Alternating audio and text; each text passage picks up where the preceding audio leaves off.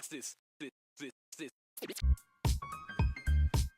Do you ever see those funds redeployed into policies on their adult children? Great idea, Darren. And actually, we have seen that a couple times. Because when a client's going to be 75, no longer need the policy. But let's say their adult child is in their 40s or 50s, peak earning years, are starting to ways to allocate funds and take advantage of tax deferral and potentially even leveraging of assets such as life insurance. My opinion, a very good idea would be you sell a policy, take that cash, assist your son or daughter with taking out a life insurance policy. Potentially, it's something that helps them leverage their life insurance, and potentially it's even a premium finance facility.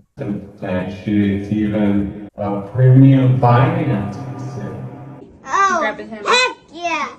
Heck yeah! Here we go. Yeah, boy, that's what I'm talking about.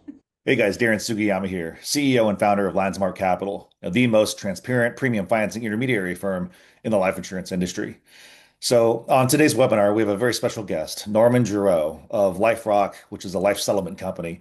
Norman's a great guy, great friend, and I think you're going to find his perspective on the life settlement space really interesting. I've seen some great opportunities right now where you have a client, say they're maybe over the age of 70, perhaps they have a life insurance policy that they don't need anymore. And sometimes it might make sense for them to actually sell that policy, take the cash, and maybe even redeploy that into a premium finance policy on their adult children.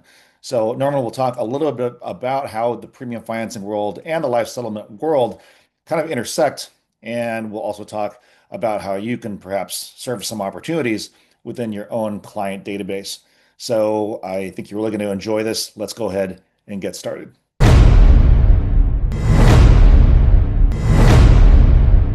LifeRoc was started approximately 10 years ago, and it was really out of what we saw as an opportunity. At that time, as the life settlement space was continuing to grow up, there was, limited players and really just two different models that an advisor had an option to work with. And we saw an opportunity to create what we consider to be a third option or a third model that brings the best of both of the previous models into one. And we've created a marketplace that allows advisors to deal directly with the industry's largest network of funders, allows us to pass on 100% of the commission directly to the advisor. And we do all this without operating a buy and hold fund, meaning that we're not trying to purchase the funds with our own pool of money, with the idea of keeping the policies to maturation. And we believe this helps to minimize conflicts of interest and helps ensure that we work to get great offers for advisors and their clients. You touched on something interesting there, and maybe you could go a little bit deeper with that. You said that you don't use your own funds to buy the policies. I know some of these organizations do that. What's the downside of an organization that actually is the buyer? What is the conflict of interest, and how could that negatively affect the client? Yeah, in our view is, potentially when someone's buying something with their own pool of funds to keep it to maturation, they're naturally going to try to buy that policy for the least amount possible. That's nothing wrong with that. That's just naturally what you would try to do. And if you're sitting in your advisor's shoes, well, maybe that's not what's best for the advisor or the client. It could be better for them if they were able to work with an organization that potentially didn't have that conflict of interest, to increase the likelihood of getting higher offers. And we view that as our value proposition to the marketplace, and that's in working with LifeRoc. It's in our interest, the client's interest, the advisor's interest, for us to get as high as offer as possible. So, we believe when you're working as an example, if any asset that an advisor may purchase or client may purchase, whether it be a home or whether it be a car as an example, when they go to purchase that asset, they're generally trying to purchase it for the lowest cost possible, where they're spending their hard-earned money to do so. Well, the same example could apply here to a life settlement source that was operating with a buy and hold fund. It's their own funds, and they could be encouraged to try to offer a low amount as possible. And that may or may not work out best for the advisor or the client. So we believe by not having a buy and hold fund, it eliminates that concern. It eliminates that potential conflict of interest. So every case that you bring to the LifeRoc, perhaps unlike some other sources in the marketplace, you and your client are working with a source that is then going out to a large network of funders without potential conflict of interest of LifeRoc trying to buy that policy with its own funds to hold that policy to maturation for its own benefit. Thus encourages us to get great offers for an advisor and client. And that's our model on every case with every advisor. So we have a lot of advisors that are going to be watching this, and maybe they may not be so familiar with the life settlement market. Could you touch on who is the ideal client that would be eligible for a life settlement and why would they want to do that? Like, what are this set of circumstances from the client side? Yeah, the typical client is someone who's over 70 years old and has a life insurance policy, and for some reason, they no longer want that policy. And they may not want it for a whole variety of reasons. Potentially, they can no longer afford it. Perhaps they see a better use of money, and they believe by selling the policy and receiving capital today, they can reinvest that funds. Perhaps they need it for health care or to assist a loved one with a business or college tuition, etc. So what we see in our universe is it's not necessarily a need sell. A lot of times it's just understanding the finances of a policy and realizing that a life insurance policy in latter years may not be the best return on your investment. And to better give you an idea of what that client looks like, our average client last year was about 77 years old. The average face amount that LifeRoc worked with is a bit higher than the average industry, but our average face amount was about $3 million. And the client had some health concerns. I want to clarify that. We're not typically dealing with clients that are terminally ill, have one foot in the grave. That might be a misconception about life settlement space. We want to see some negative change in health since they took the policy out, but they don't have to be terminally ill today. And, within some of the reasons that we see cases is, some of which are, premium financing designs that potentially weren't designed appropriately or weren't designed to be stress tested through the variability that we see with interest rates. And, a lot of times when those policies age, they maybe don't live up to the illustration design or potentially the collateral call that the client was expecting. And that can put an advisor as well as a client in a tough predicament where they now have an asset they no longer want to maintain. Within premium financing, it'd be difficult to exit a policy without a fair amount of, whether it be capital call from the client or just additional premiums, et cetera, where a life settlement could be that alternative, which allows the advisor and the client to actually find the silver lining to a misdesigned premium financing case. And by selling that policy, receive cash from the policy that they can then use to pay off their loan. And in addition to that, actually potentially make money on the policy and walk away with a profit, while at the same time, the advisor and assisting the client in that capacity would also receive a commission for that life settlement transaction via helping the client exit unwanted premium financing cases. Are you guys seeing more and more premium financing cases in the settlement market, or has it kind of been the same for the last, call it, decade or so? We've started to see more and more. We saw this probably about 4 years ago. No coincidence, interest rates started to increase and cracks started to show in premium financing design. I'm sure, Darren, you've seen this from some of your competitors. I'm not going to name anybody. We've definitely seen it from certain competitors in the country. Actually, Darren, I can say this with all honesty, we've never seen one of your cases land on our desk. Because of the way you designed your cases. But yeah, approximately 4 years ago when interest rates started to change and the stress testing of the marketplace of the policies wasn't holding up, we started seeing a wave of clients that were upset about their policies, clients that were having to answer collateral calls, increase outlays, and we're also realizing that they weren't getting the returns on the dollar they anticipated. Here we are, and we actually designed a premium financing rescue program just for those solutions. So LifeRoc actually has a special program designed to work with premium financing cases. And it was designed out of a need from the marketplace because of the volume of cases we were seeing.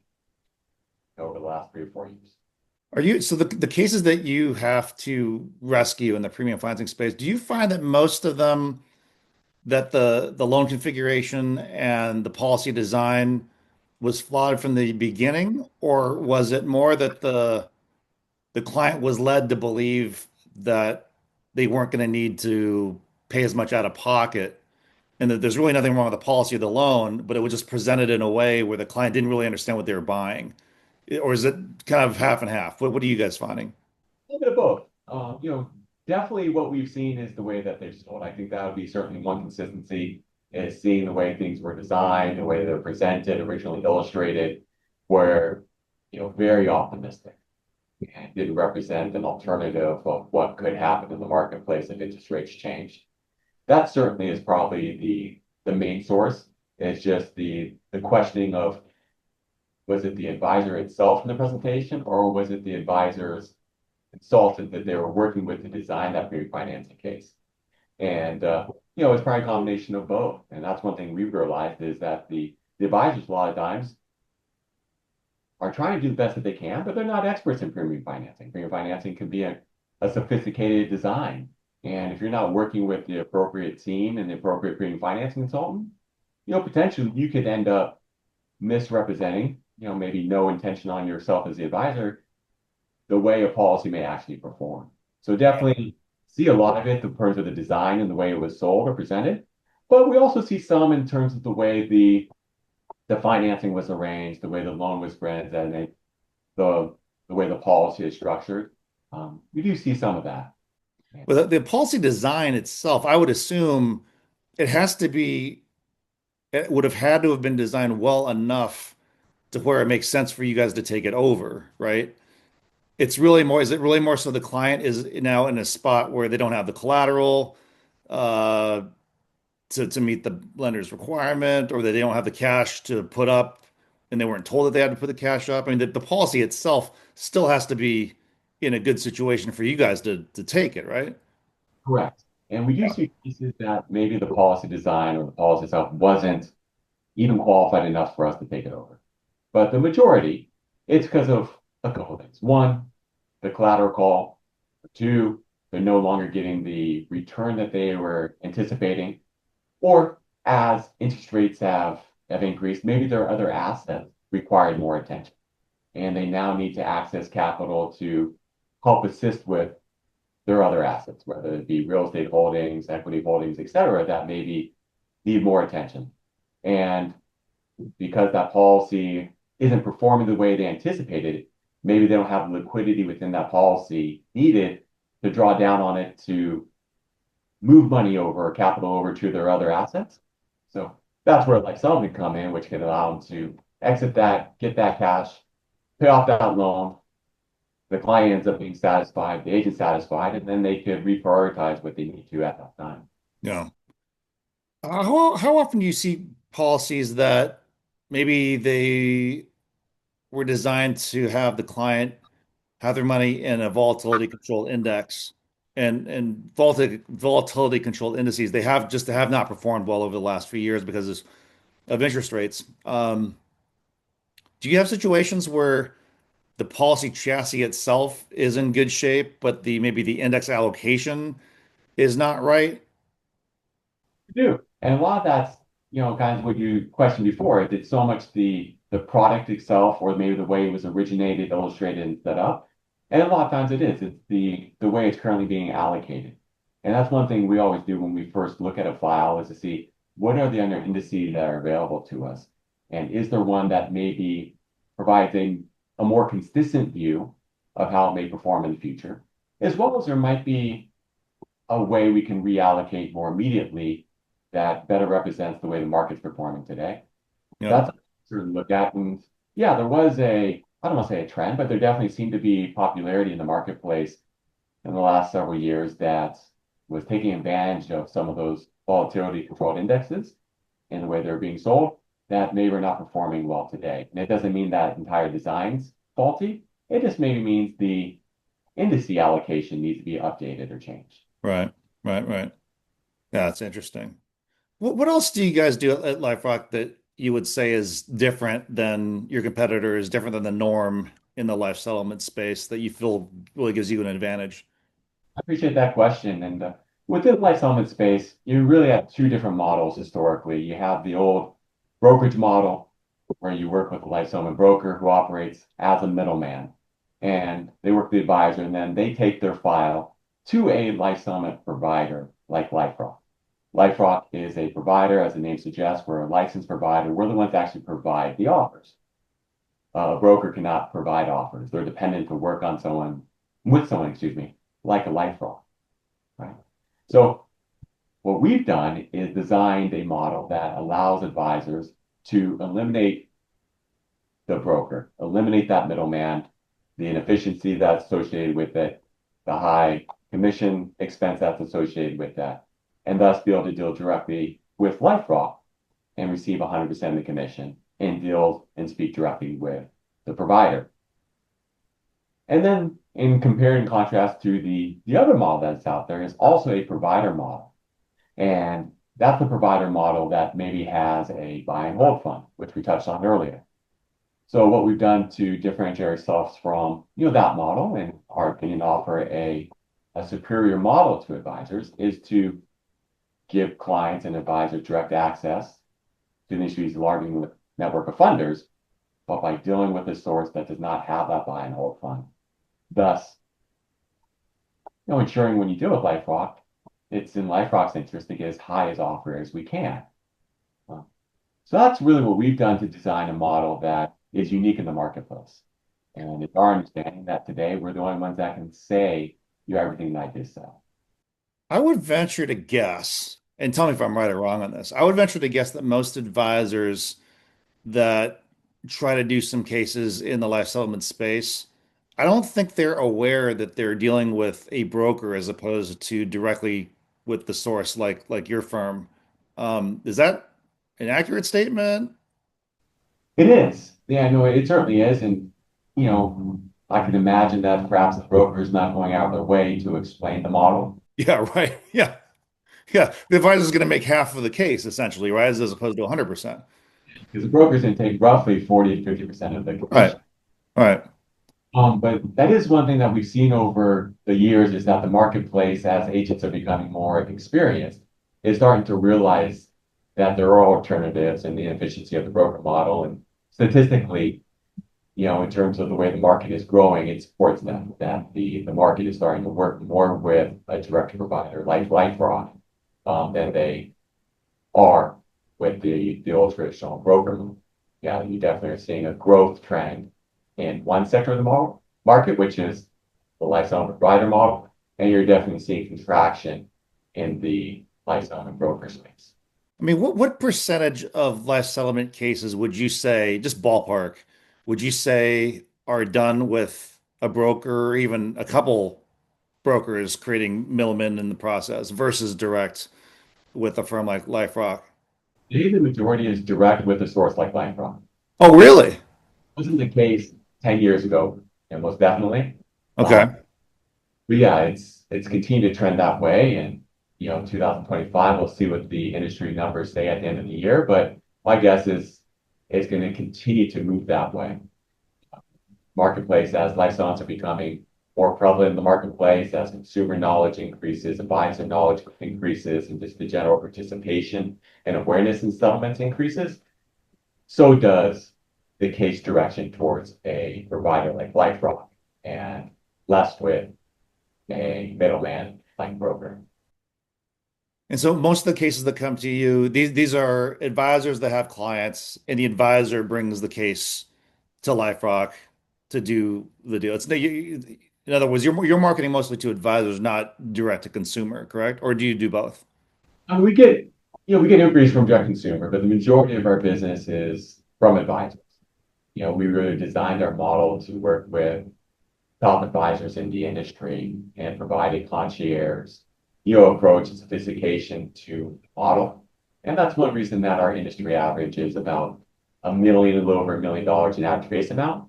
And LifeRoc's average case is approximately a little over $3 million.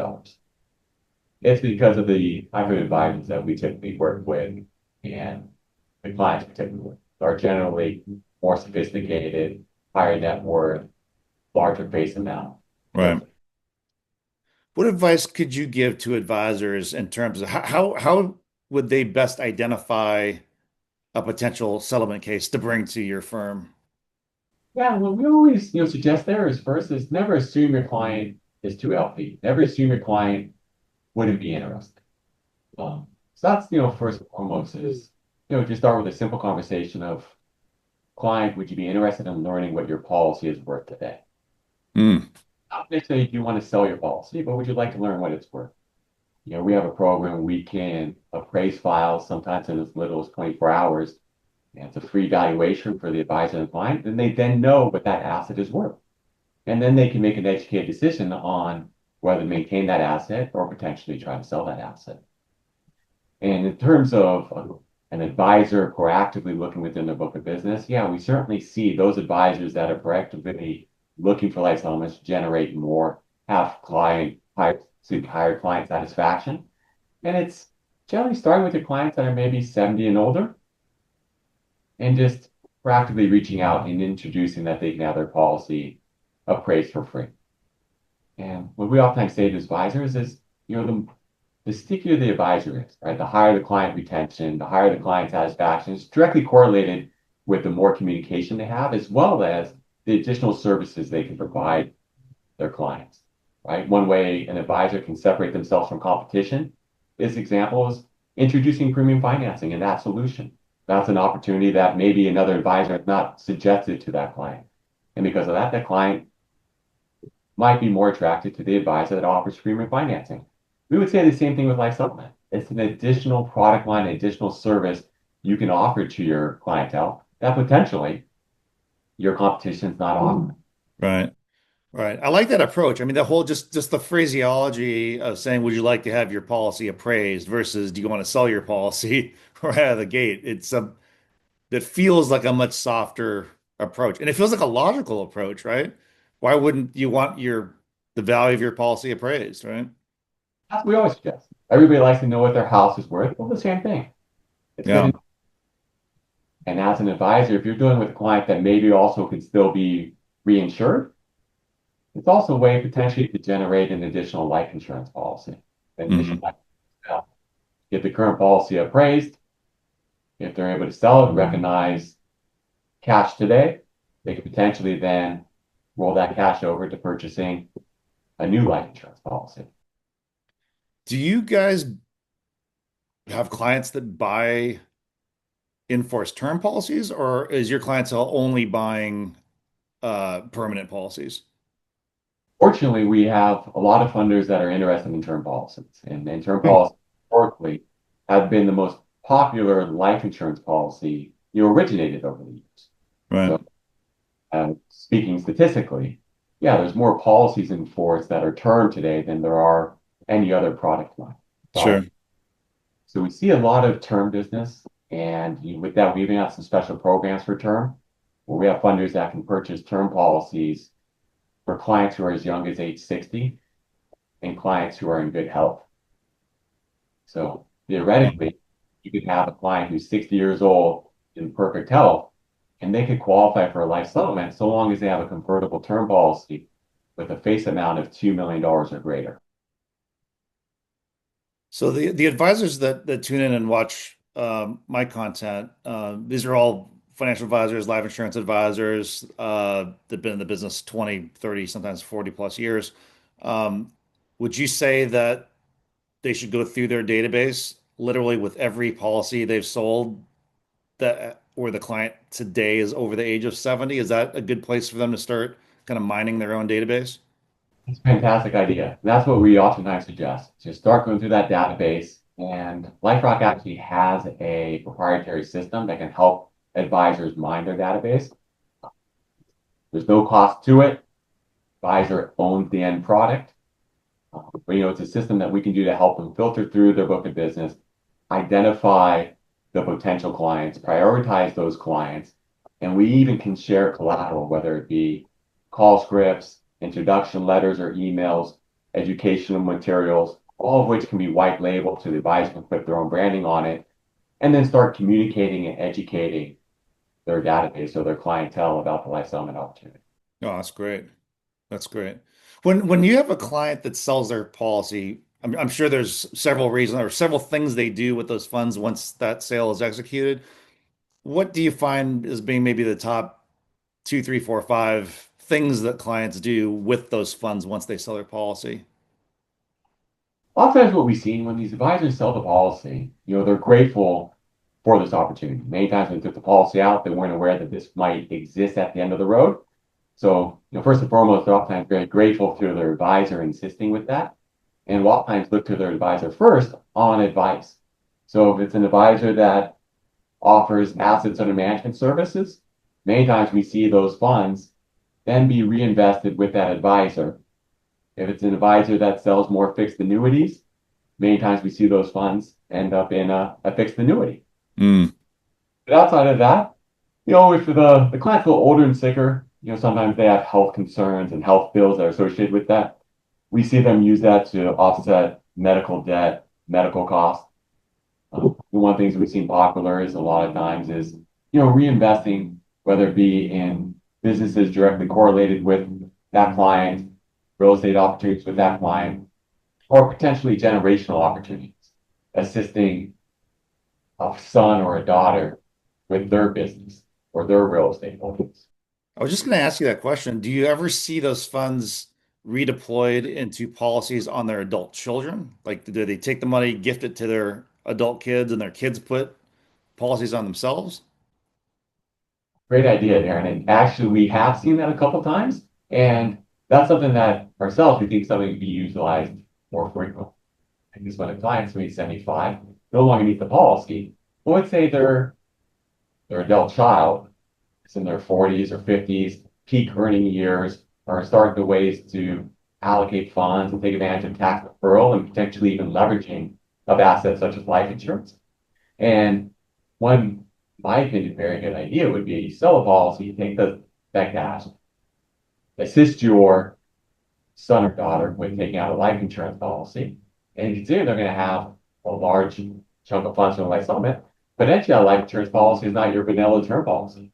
Potentially, it's something that helps them leverage their life insurance, and potentially it's even a life settlement, excuse me, a premium finance facility. Right. Right. Because sometimes we see, depending on the age of the adult kids, depending on the age of the parents, there seems to be a crossover point. If we're just looking at the benefit to generation two, there's a crossover point where if they stay the course and generation one passes and the death benefit pays out to generation two, right? The question is, what are they going to do with those funds? Usually they invest them in some sort of taxable investment account, right? Alternatively, if they settled the policy, took the cash and deployed that into a cash value accumulation focused policy on the kids using one of our premium finance methods, there's a crossover where the net surrender value of the policy eclipses the value of the death benefit. So the death benefit on generation one is here, and the cash value builds, builds, builds. At some point, it becomes equal to or greater than.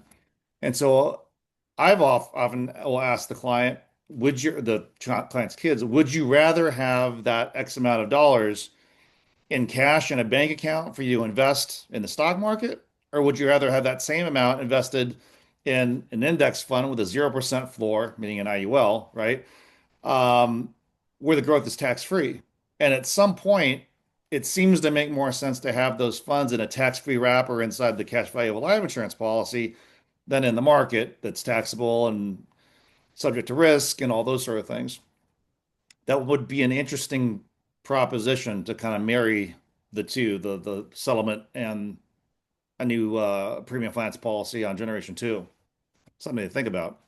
Good, it is, and I've seen enough of those case designs and understand enough of the life insurance design and origination for someone who's in their 40s or 50s, that second generation, to realize that benefit. And I think that's something that we can do a better job of is informing the advisors of that opportunity to assist generation one with receiving that cash, reallocating it to generation two. And the ultimate benefit, both immediately as well as long term, to both generations. And I think that's a very smart design that board advisors should take advantage of. Yeah, I mean, I've thought about this myself when I was helping my mom set up her affairs. Unfortunately, my mother's had some major health issues and was uninsurable at the time.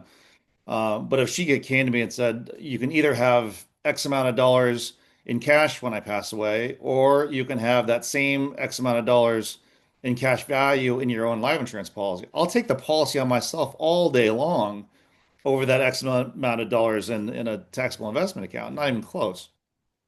Yes, most certainly. As well as you have that additional death benefit that's available to Generation 3, the grandchildren of Generation 1, which is obviously a Right. sub for a lot of Generation 1. So when you look at it, both Generation 2 and Generation 3, it's clearly advantageous. Yeah. Many times, as we're well aware, that Generation 1, when you're a little bit older, the life insurance policy may not be needed at that moment. The return on your investment as you get older isn't as great. And to essentially recycle it to the next generation and be able to do so with minimal cost because of the life settlement assisting. Most importantly, the value we can bring to an advisor that maybe has an existing premium financing case on the book of business, and how we can help that client potentially exit the policy if the design's not working, as well as help them generate additional sales, whether it be through the topic we just discussed of selling a policy, using that policy for Generation 2 to take out a contract, or whether it be selling the policy and then immediately helping that client reinvest the funds through assets under management or through fixed products, such as annuities. What's the best way for advisors to reach out to you if they have a case? You can always go to our website, which is liferockcapital.com. Just heads up, LifeRoc is spelled with no K. So it's LIFEROC capital.com. My direct line is 310-819-9495. And we're always happy to discuss any potential cases, always happy to provide free policy evaluations. Awesome. And hopefully our advisors here will start flowing some cases to you. Always a pleasure. Thank you. All right. See you soon.